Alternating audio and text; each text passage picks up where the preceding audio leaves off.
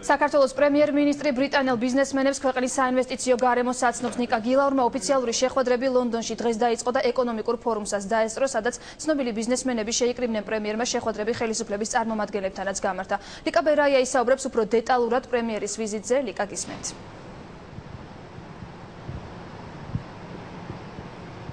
სწორედ ლონდონიდან, რომელიც არის მსოფლიოს მნიშვნელოვანი ბიზნეს ცენტრი, დღეს სტარტი აიღო road show-მ. ეს არის ფორუმის სახელწოდებით ინვესტიციები საქართველოში და დაწყებული სარეკლამო კამპანია, რომლის ორგანიზატორიც არის Financial Times-ი. დღეს ეს ფორუმი გახსნა საქართველოს პრემიერ-მინისტრმა ნიკა გილაურმა და ფორუმს ასევე ესწრებოდა ევროპის განვითარებისა და რეკონსტრუქციის ბანკის ხელმძღვანელიც, რომელმაც აღნიშნა, რომ ის გააგრძელებს ინვესტიციების ჩადებას საქართველოში. ნიკა გილაურმა დღეს ვრცლად ისაუბრა იმ ეკონომიკური პოლიტიკის შესახებ, რომელსაც ატარებს საქართველოს მთავრობა და აღნიშნა ის პრიორიტეტები, თუ რატომ არის მომგებიანი საქართველოში ინვესტიციების ჩადება და ის მიმართულებები, თუ რა მიმართულებით უნდა მოხდეს ეს. ასევე ამ შეხვედრას ესწრებოდნენ დღეს როგორც ბრიტანელი, ასევე მსოფლიოს სხვადასხვა ქვეყნებიდან ძალიან ცნობილი და მსხვილი კომპანიის ხელმძღვანელები, რომლებიც ნიკა გილაურის განცხადებით სწორედ პოტენციური ინვესტორები არიან. ნაწილი ის ადამიანებია, რომლებიც ფიქრობენ, რომ საქართველოში ფული ჩადოდა. მათთვის ძალიან საინტერესოა თუნდაც ის შესაძლებლობა ქონდათ, რომ დაუსვან კითხვები მთავრობის წარმომადგენლებს, ეკონომიკის მინისტრს, პრემიერ-მინისტრს, ენერგეტიკის მინისტრს, თუ რა ხდება, რა მდგომარეობაა, რას აპირებთ მომავალში. ამიტომ აი ესეთი ფორუმების ჩატარება ძალიან მნიშვნელოვანია, რომ ხდებოდეს მუდმივად. ვაპირებთ კიდევაც ამას ვაკეთებთ კიდევაც, რომ მათ მუდმივად მივაწოდოთ ინფორმაცია.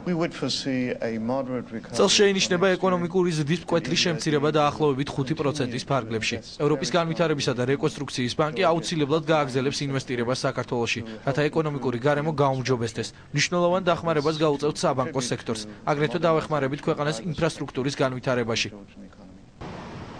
ამ road show-ს და დაწყებული სარეკლამო კამპანიის ძირითადი მიმართულებები არის ჯანდაცვა და ენერგეტიკა.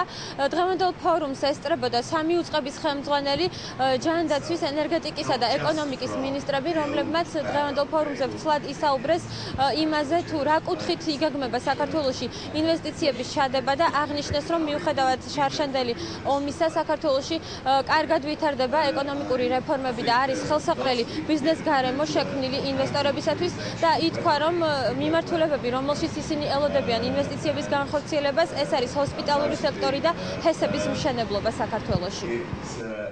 ალბათ უფრო კონკრეტული წინადადებები გამოიკვეთება ღონისძიების შემდეგ.